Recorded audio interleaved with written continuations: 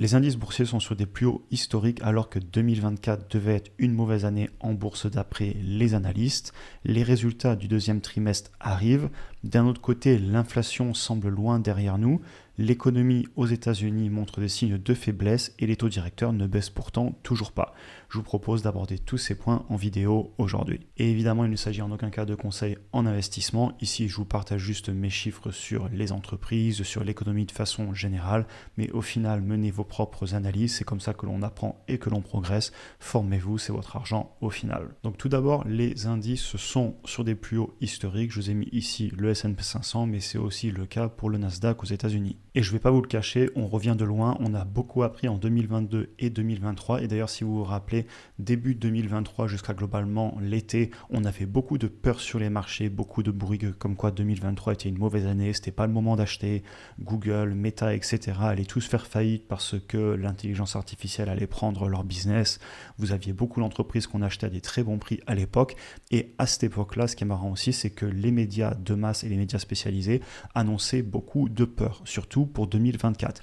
Au final, 2024 a été une année qui pour l'instant est clairement exceptionnelle si vous regardez. Et on avait même encore des peurs récemment avec l'idée de vendre en mai avant l'été parce qu'il y aurait une baisse pendant l'été. Et regardez ce qui s'est passé depuis début mai. Si je vous dis tout ça, c'est pas du tout pour dire qu'on a eu raison ou tort ou pour accuser qui que ce soit, mais c'est plus simplement parce que au final, je pense qu'on a des choses à apprendre sur ce qui se passe lorsque l'on investit pour ne pas reproduire les erreurs. Et je voulais aussi profiter de ça pour parler des gestionnaires professionnels qui ont des comptes à rendre à leurs clients. Ils ont souvent une mentalité court terme puisqu'il faut des bons résultats chaque année en se comparant au S&P 500 et c'est un vrai avantage qu'on a en tant que particulier et c'est aussi un avantage qu'ont les gestionnaires indépendants. On pensera ici à Warren Buffett qui fait ce qu'il veut et qui n'écoute pas forcément ce qu'on lui dit. D'ailleurs, un des plus gros analystes de JP Morgan vient de quitter l'entreprise, ou peut-être qu'on l'a poussé dehors, ça on ne saura jamais.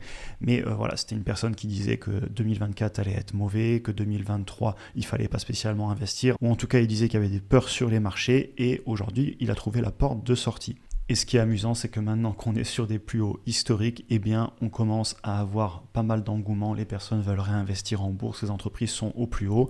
Et au final, je vais encore une fois essayer de ne pas écouter ce que dit le marché. Le deuxième semestre 2023 a été une bonne surprise. On a été beaucoup à investir sur le premier semestre 2023 et on en profite. Et 2024 qui devait être une mauvaise année d'après beaucoup de médias, au final, c'est une très bonne année. Donc tout ce que ça me confirme, c'est qu'il faut que je continue à être investi. Évidemment, après on va parler d'économie parce que ça a des impacts sur les entreprises individuelles, mais je pense que nos portefeuilles nous remercient aujourd'hui de ne pas avoir vendu à l'époque ou de ne pas non plus avoir vendu en mai. J'essaie toujours d'être positif sur la chaîne et clairement des fois c'est pas simple, on a traversé des moments difficiles ensemble, mais quand ça fonctionne, il faut aussi savoir le dire. Maintenant, on va passer aux choses sérieuses. Les résultats du deuxième trimestre arrivent. Et évidemment, même si on est nombreux à investir sur des ETF, et dans ce cas-là, ça a assez peu d'importance pour nous, on investit aussi pour beaucoup sur des actions individuelles, et là, forcément, ça a plus d'importance. Au niveau des résultats que je vais suivre JP Morgan Chase, SoFi, PayPal, Square et les banques de façon générale. Et si je fais ça, c'est pour regarder l'état du consommateur, le crédit, etc. Comment va globalement l'économie. Ce sont des entreprises qui ont une bonne vision dessus. Vous avez aussi dans le tas, par exemple, Netflix ou dans des entreprises comme Apple avec leur vente de téléphones. Donc globalement, tout ce qui est lié au consommateur et à l'état de la consommation dans un pays. Je vais aussi regarder les entreprises comme ASML, TSMC, Qualcomm, tout simplement pour regarder tout ce qui est la demande sur les semi-conducteurs. C'est un secteur qui est important en ce moment. On a vu ce qui s'est passé avec Nvidia et avec beaucoup de ces entreprises, et donc je veux voir si on a toujours autant de demandes. À savoir aussi que je pourrais faire de la rationalisation sur mon portefeuille qui a toujours trop de titres à mon avis, surtout qu'en ce moment j'ai quand même beaucoup d'entreprises qui se portent très bien en bourse et ça me permet doucement de réduire le nombre de positions pour repasser par exemple plus sur les ETF et surtout pour renforcer sur mes plus grosses convictions. Je vous avais dit que j'avais commencé à le faire et je continue. Et d'ailleurs, je pense que j'aurai bientôt fini pour avoir un portefeuille un petit peu plus clair en termes de position et de conviction.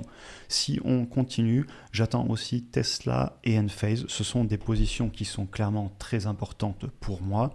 Et au-delà de ça, c'est des entreprises aussi qui sont très liées au taux d'intérêt. Ils vendent des produits chers qui se vendent à crédit. Et ça, on va en parler un petit peu plus tard avec notamment la Banque centrale américaine qui n'a toujours pas baissé les taux, alors que quand on regarde l'économie, on se dirait qu'ils pourraient commencer à les baisser.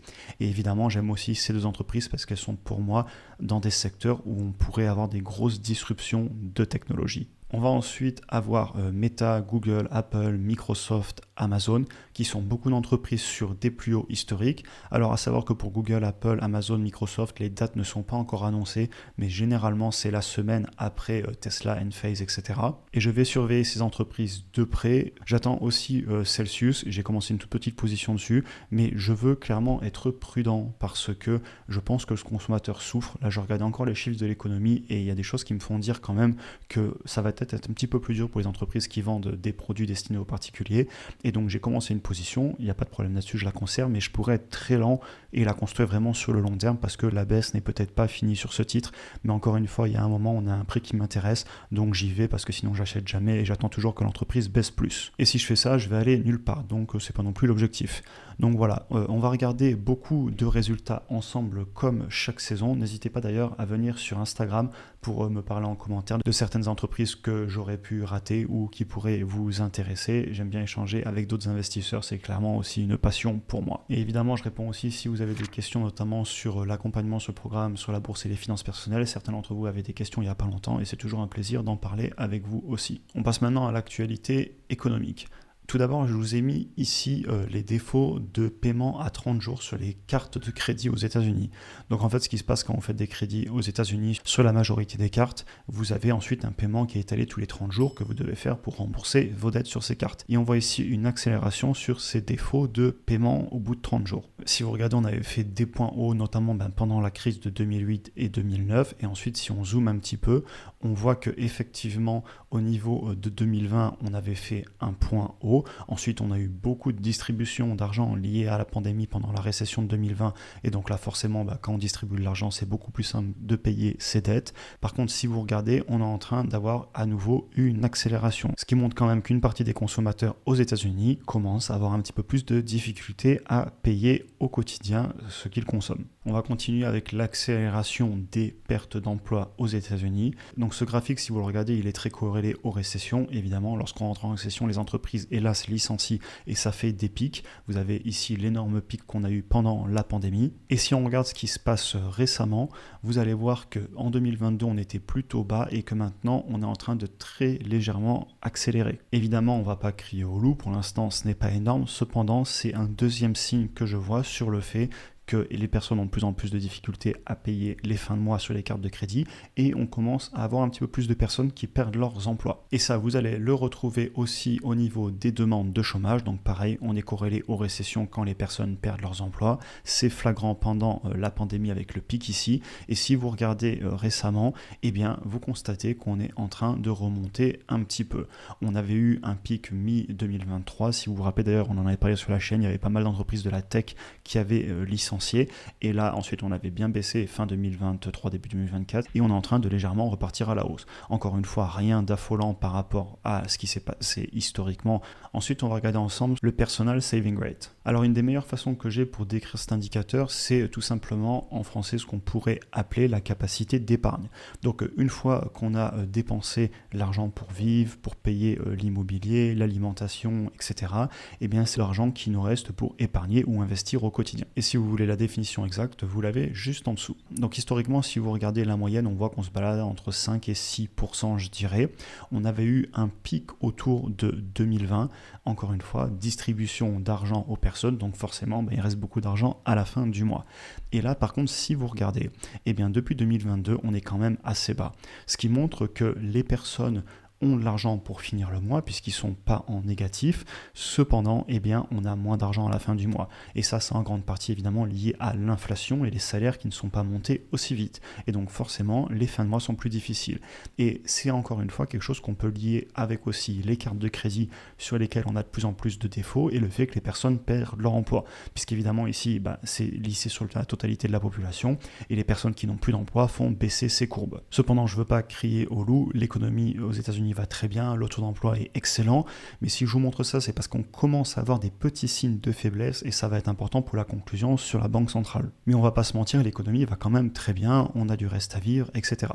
Au niveau du prix médian des maisons aux États-Unis, on constate qu'on a eu clairement une augmentation du prix, comme on le voit ici sur le long terme. Par contre, si vous regardez récemment, avec la remontée des taux, clairement, on a eu le marché qui a stagné, voire même très légèrement baissé. Et quand j'étais aux États-Unis il y a quelques semaines, j'en ai pas mal parlé. Et effectivement, le marché immobilier est clairement bloqué, un petit peu d'ailleurs comme en France. Les prix baissent très légèrement, mais surtout, il y a beaucoup moins de transactions. Maintenant, au niveau de l'inflation, parce que vous le savez, ça a été un énorme débat aux États-Unis et les taux directeurs sont remontés fortement à cause de ça pour venir calmer l'inflation. Si vous prenez l'inflation sur un an aux États-Unis, on est globalement depuis pas mal de mois autour de 3% en 12 mois glissants. On n'est pas encore revenu aux 2%. Par contre, on a effacé l'énorme problème qu'on a eu en 2022.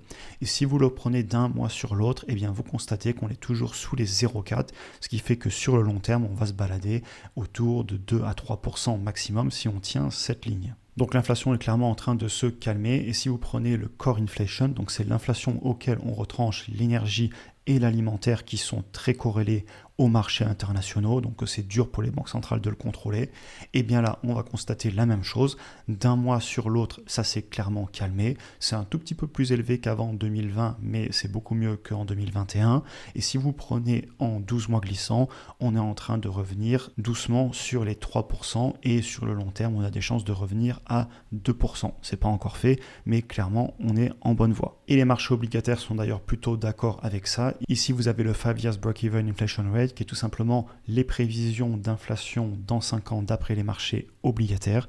Et les marchés pensent qu'on sera globalement entre 2 et 2,5% d'inflation dans 5 ans. Et si vous regardez par contre sur 2022, quand on avait eu la peur sur l'inflation, eh bien clairement, les marchés dans 5 ans donnaient une inflation plutôt autour des 3,5-3,6%. Et c'est clairement à ce moment-là que la Fed est intervenue. Et en parlant de la Fed, ils font quoi dans tout ça ? Parce que si on se rappelle bien, ils ont un double mandat. Ils doivent en même temps maintenir l'inflation de façon raisonnable autour de 2%, mais ils doivent aussi avoir un emploi qui soit au mieux possible. Et si on reprend ensemble tout ce qu'on vient de regarder, globalement l'économie va bien, on commence à avoir quelques signes de faiblesse, l'inflation elle est bonne, et pourtant la Fed ne baisse toujours pas les taux. Et on pourrait se demander, mais ils attendent quoi? Et à ça déjà je vais répondre que je n'ai pas de boule de cristal, et clairement il est hors de question que je m'amuse à essayer de trader le marché. D'ailleurs si j'avais vendu quand pas mal de personnes disaient de vendre en mai ou fin 2023 parce que 2024 elle est horrible, et bien clairement le portefeuille n'en serait pas où il en est aujourd'hui sur des plus hauts historiques comme aussi pour beaucoup parmi vous. Et clairement je pense qu'on a eu bien fait de ne pas vendre quand vous voyez les marchés au plus haut en ce moment. Donc on verra bien ce que la Banque centrale fait. Cependant personnellement je la vois quand même agir sous quelques mois, quelques trimestres, mais encore une fois, on ne sait pas, je ne fais pas de prévision. Au niveau des prochaines réunions où on pourrait avoir des annonces, vous avez donc fin juillet, personnellement j'y crois pas trop, et ensuite vous avez septembre et novembre. Ce qui est intéressant en novembre, c'est que le 6 novembre, c'est les élections aux États-Unis pour la présidentielle. Et peut-être qu'ils vont l'annoncer juste après. Ils sont censés ne pas être corrélés à la politique, mais peut-être qu'ils seraient tentés d'attendre un petit peu pour dire on n'a pas influencé les élections et ils prennent une décision juste après. L'avenir nous le dira. Cependant, clairement, quand je regarde l'économie aux États-Unis, je me dis que quand même, à un moment, ils vont devoir commencer à baisser les taux puisque les signes sont là. Cependant, comme je vous le disais juste avant pour rappel, je regarde l'économie évidemment car ça a des impacts importants sur certaines entreprises que j'ai en portefeuille, mais ça n'influence pas ma stratégie globale, je ne vends pas, je conserve pour le long terme puisque jusqu'à maintenant ça a clairement payé pour moi. J'aime l'idée d'analyser en détail des entreprises dans lesquelles je crois pour le futur avec mes convictions, puis résister au bruit du marché et oser investir quand il est temps pour moi d'investir. On peut se tromper, mais au final, on apprend et on gagne sur le long terme et c'est aussi comme ça qu'on progresse. Et d'ailleurs, c'est exactement ce qui s'est passé ces dernières années et en tout cas, ça paye pour beaucoup parmi nous. En tout cas, c'est ce que vous m'avez dit aussi en DM sur Instagram. On en a fini pour aujourd'hui, j'espère que la vidéo vous aura intéressé. D'ailleurs, n'hésitez pas à en parler en commentaire. Si vous souhaitez plus de contenu pour ceux qui seraient nouveaux sur la chaîne, vous trouverez en description des liens vers les cours vidéo offerts sur les bases pour commencer à investir en bourse, ainsi que des liens vers le programme sur la bourse et les finances personnelles si vous souhaitez aller plus loin, apprendre, progresser et aussi voir un petit peu ma vision sur l'investissement sur le long terme. Sur ce, je vous souhaite une excellente journée et à très bientôt pour une prochaine vidéo.